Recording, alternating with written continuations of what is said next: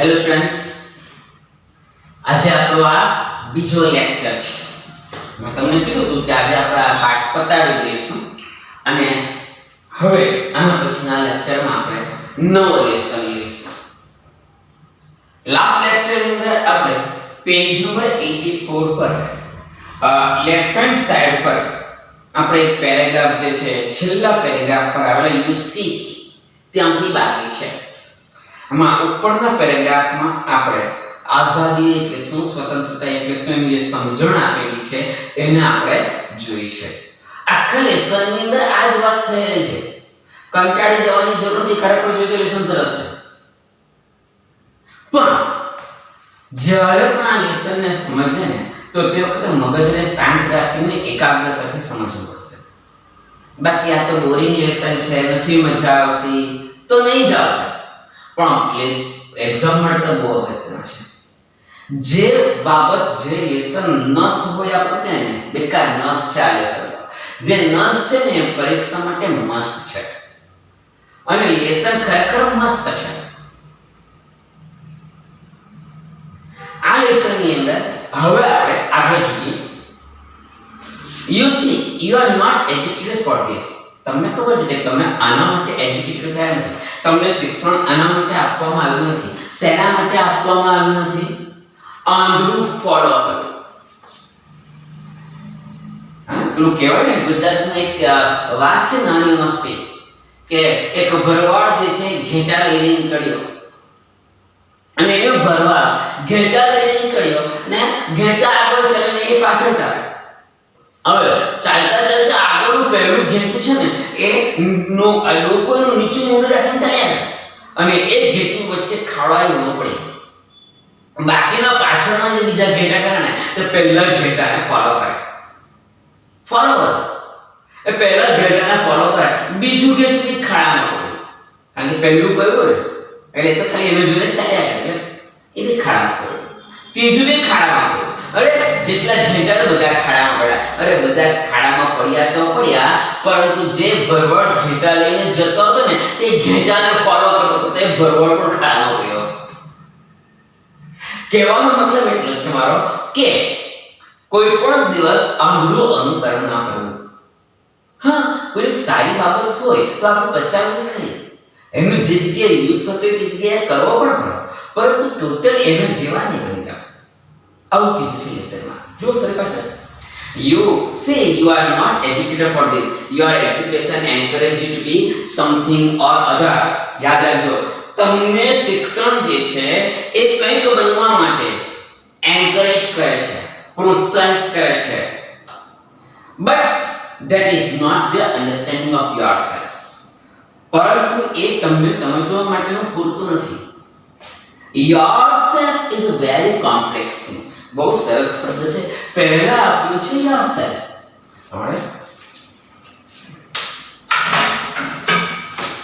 પહેલા આપ્યું છે yourself. આ yourself સાથે છે પહેલા. પછીનું yourself છે ને એ your અને self SELF.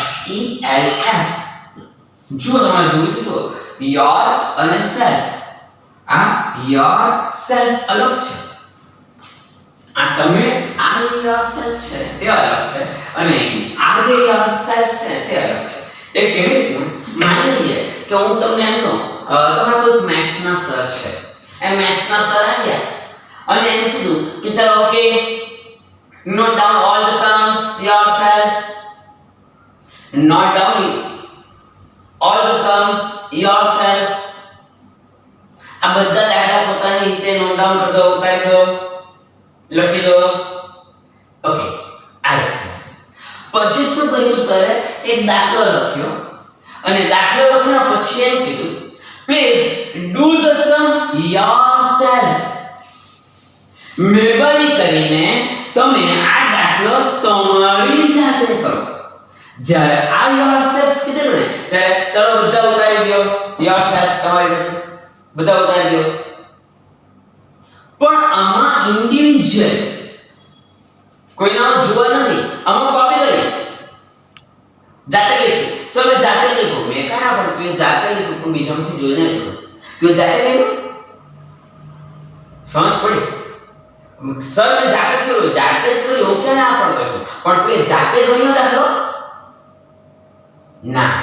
તો તમે જ્યારે જાતે કરો છો તો તે વખતે yourself is it clear?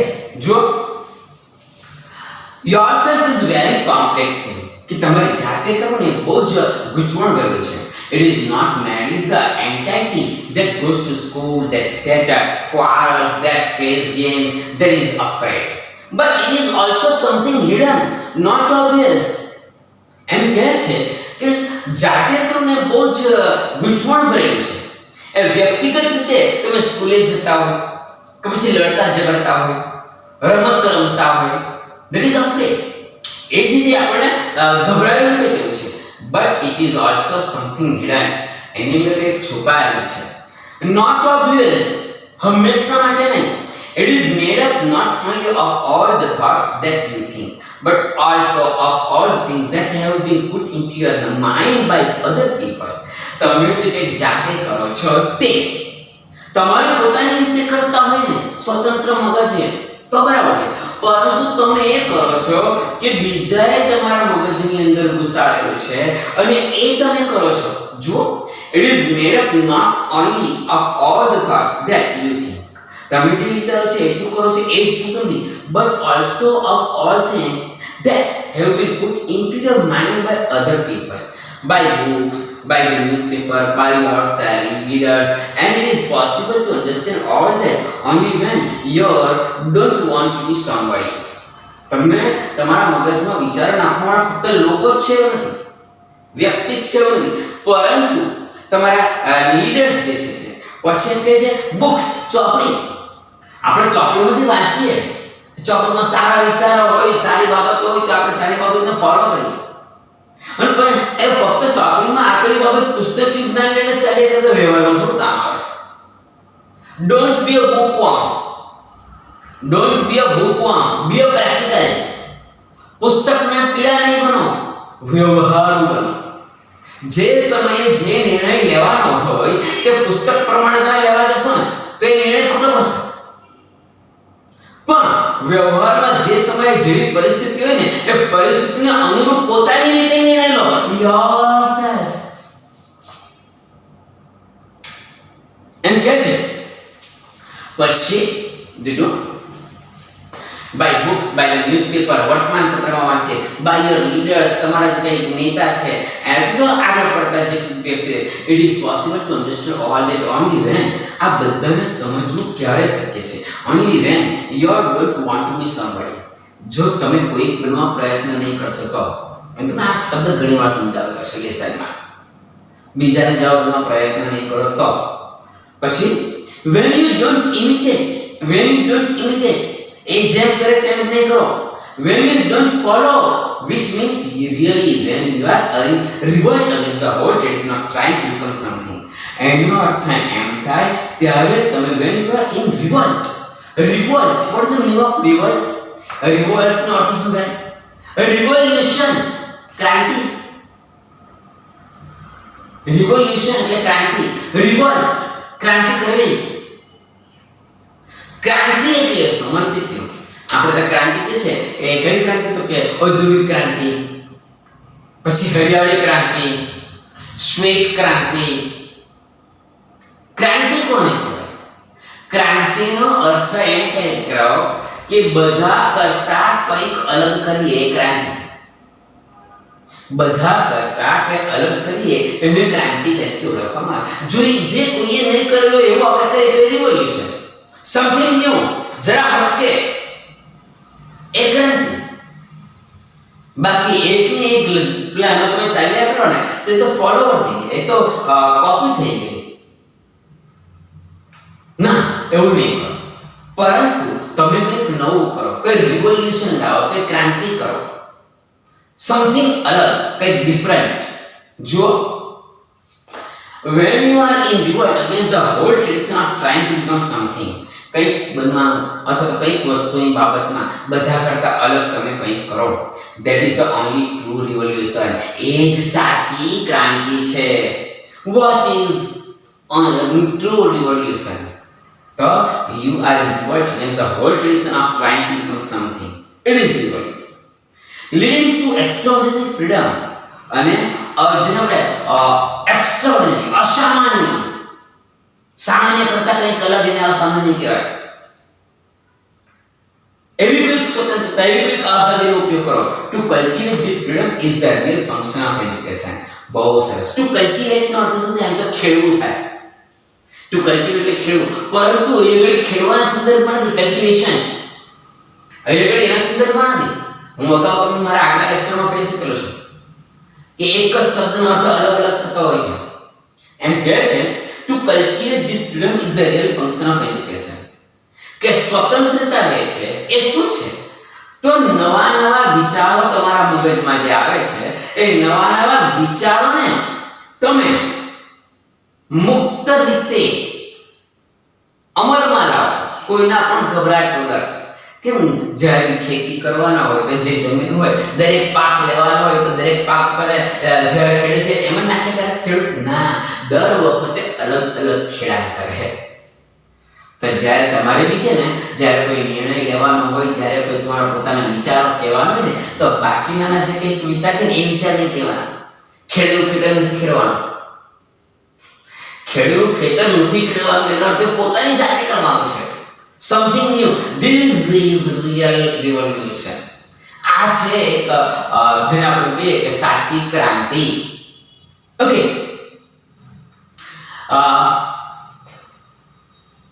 your parents, your teachers and your own desires want you to be identified with the something or other.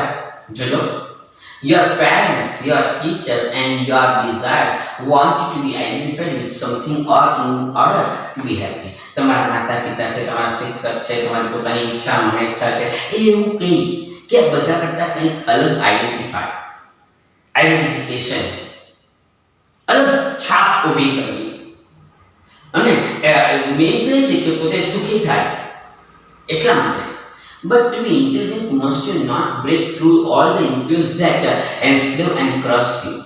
પરંતુ તમે કંઈક બાબતનું ગુલામ નહીં બની જાઓ, ઇન્ફ્લુઅન્સ ન થાઓ, કોઈનાથી પ્રેરાઈ નહીં જાઓ. અને એવું જો કરશો તો તમે ચકદાઈ જશો. Crush, CRUSH, crush. ક્રશ એટલે દબાવો, ચકદાવો.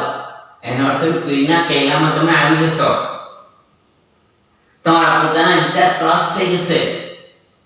બોટલ ને પાણીની બોટલ, એના ઉપર લખેલું પ્લીઝ ક્રશ આફ્ટર યુઝિંગ.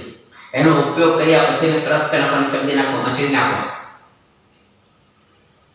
તો સાહેબ એ કોઈને એટલું બધું ફોલો નહીં કરો કે તમારા પોતાના વિચાર છે દબાઈ જાય, કટરાઈ જાય. The hope of a new world is in those of you who begin to see what is false and revolt against it. Not just verbally, but actually. બહુ સરસ શબ્દ છે.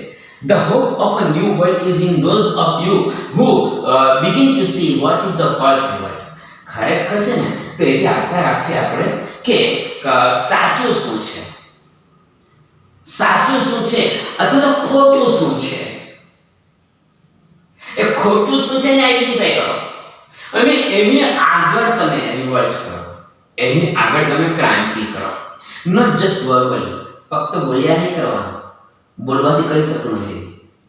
બોલ બોલ કર્યા એમાં કંઈ થાય? કંઈ નહીં થાય. ઘણાને એવી ટેવ હોય કે ચિંતા નહીં કરતા ને, કંઈ પણ થાય ને હું બેસેલો છું, અને જ્યારે કંઈ થાય ત્યારે આપણે કીધું કે આવું કંઈક થયું છે, મારા પ્રોબ્લેમ છે કે મેં તો કીધું ચિંતા નહીં કરતો, હું બેસેલો છું. સાહેબ એ બેહી જ રહી, એ કંઈ નહીં કરે. એને કરતાં બેટર ને બેટર છે કે આપણે પોતાના વિચાર રજૂ કરો. આપણે બેસી નથી રહેવાનું. બોલ બોલ કરવાથી કઈ થતું નથી. પોતાના જે વિચારો છે વિચારોને રજૂ કરીને પછી આગળ ચાલો. એને પ્રેક્ટિસમાં મૂકો, એને વ્યવહારમાં મૂકો. બાકી બોલવાથી કઈ નહીં થાય. બધા બહુ સારું સારું બોલવા વાળા તો બહુ બધા હોય, પણ વાસ્તવિકતા હકીકત એ વ્યક્તિ સફળ છે કે બોલે પણ છે અને એવું કરે પણ છે, કોઈના પણ પ્રેશરમાં આવ્યા વગર. This is real freedom. આ છે સાચી આઝાદી. જો The hope of new world is in those of you who begin to see what is false and revolt against, not just verbally but actually, and that is why you should seek the right kind of education. અને એટલા માટે તમારે આવા જ પ્રકારનું શિક્ષણ લેવાનું છે. For it is only when you grow in freedom that you can create a new world, not based on tradition. તો જ તમે એક નવી દુનિયાનું સર્જન કરી શકશો, નહીં કે પરંપરાના બેઝ પર આધારિત જેમ ચાલી આવેલું છે તેમ એના ઉપર ચાલ્યા કરવાનું. ના, ખરી દુનિયા, ખરી વાસ્તવિક દુનિયા જેને આપણે કહીએ ક્યારે સારી દુનિયાનું નિર્માણ થશે, પોતાના વિચારો આપણે પ્રમાણે કામ કરીશું તો. નહીં કે ઓર શેપ અકોર્ડિંગ ટુ ધ આઇડિયોક્રેસી, એટલે જેને આપણે એમ કે ને આઇડિયોલોજી, આઇડિયોલોજીસ્ટ વિચારધારા એટલે આઇડિયોક્રેસી, એના પ્રમાણે આપણે નહીં ચાલવાનું. Of some philosopher or idealist, but there can be no freedom longer as you are merely trying to become or imitate noble example. ખરેખર ભલે ને કોઈ વિચારધારક હોય, હા, કોઈ વિચારક હોય તો તેના પ્રમાણે આપણે ચાલ્યા કરીએ તો કોઈ દિવસ ક્રાંતિ થવા નથી, કંઈ નવું આવવા નથી. એના બદલે તમે સ્વતંત્ર રીતે પોતાની રીતે જાતે બનવા પ્રયત્ન કરો અને પોતાના જાતેના એક્ઝામ્પલ ક્રિએટ કરો અને દુનિયાને બતાવો કે આ તમે કંઈ કર્યું છે. તો કોઈ પાછળ કર્યું ક્યારે કોઈના પણ શેમાં દબાણ્યા આવ્યા વગર. ઇવન તમારા પેરેન્ટ્સના દબાણમાં પણ ના આવવાનું. એ ઘડી હું તમને કંઈ ચડાવતો નથી, તમારા પેરેન્ટ્સની સમય યુદ્ધ નથી કરવાનું, પરંતુ તમે જે કરવા માંગો છો તે મમ્મી પપ્પાને કહો કે હું આ વસ્તુ કરવા માંગુ છું, મારે આ કરવું છે. એ સારું થશે તો પણ તમારું, ખરાબ થશે તો પણ તમારું. અને સારું થશે તો એમ થશે કે વાહ મેં કર્યું, અને ખરાબ થયું અથવા તો એમાં સફળતા નહીં મળી, ઓકે સફળતા ના મળે તો એમાંથી શીખવાનું જરૂર મળશે, તેમાંથી કંઈક નવું મળશે. આને કહેવાય રિયલ ફ્રીડમ. ખોટા ગભરાઈ નહીં છે, કોઈના કહેવામાં નહીં આવી છે, નહીં તો પછી ગુલામી થઈ જાય. આપણે યાદ હોય તો કંઈક આગળ લેસન જોયેલો સજ્જનત્વનો, તો આપણે ગુલામી નહીં કરવાનું. ઓકે, અહીંયા ગાડી પાછળ but there can be no freedom as long as you are merely trying to become or imitate noble example. ખાલી ઉમદા જે કોઈ એક્ઝામ્પલ હોય એને ફોલો કર્યા કરવાથી કદી આપણને સ્વતંત્રતા મળી છે કે આઝાદ છીએ એવું આપણે કહી શકીએ નહીં. અહીં કરી આપણો પાઠ પૂર્ણ થયો. યુનિટ 2 8 જે છે એનો રીડ 1 પૂરો થયો, બરાબર. અને એના જે ગ્લોસરી છે એ તમારે લખવાની છે, પાઠની પણ લખવાની, ડાયજેસ્ટની પણ લખવાની, અને સાથે સાથે ગ્લોસરી પૂરી થાય ડાયજેસ્ટની ત્યારબાદ નીચે ઇડિયમ્સના ફ્રેઝીસ આપેલા છે તે પણ લખવાના મેં આગળ પણ કીધેલું છે. ટિક કરો C1.3 પેજ નંબર 85, C1.6. અને હવે રીડ 2 હેવન ઓફ ફ્રીડમ એને આપણે નેક્સ્ટ લેક્ચરમાં જોઈશું. એટલે 8મો યુનિટ આપણો પૂરો થઈ જશે. યુનિટ 7 રીડ 1 રીડ 2 પૂરો થયો. યુનિટ 8 રીડ 1 પૂરો થયો. રીડ 2 બહુ સરસ કવિતા છે, બહુ નાની છે પણ સરસ છે, હા. અને એ કવિતા આપણે પૂરી કરીશું એટલે 8મો યુનિટ પણ પૂરો થશે. અને ત્યારબાદ આપણે જોઈશું કઈ રીતના આપણે લેસન આગળ કરીએ. કદાચ 9મું યુનિટ લેવી પડે તો લઈ લઈશું, નહીંતર પછી કદાચ આગલા જે યુનિટ બાકી છે એના ઉપર આપણે ધ્યાન કેન્દ્રિત કરવા પ્રયત્ન કરીશું. Okay, have a nice day. Bye bye.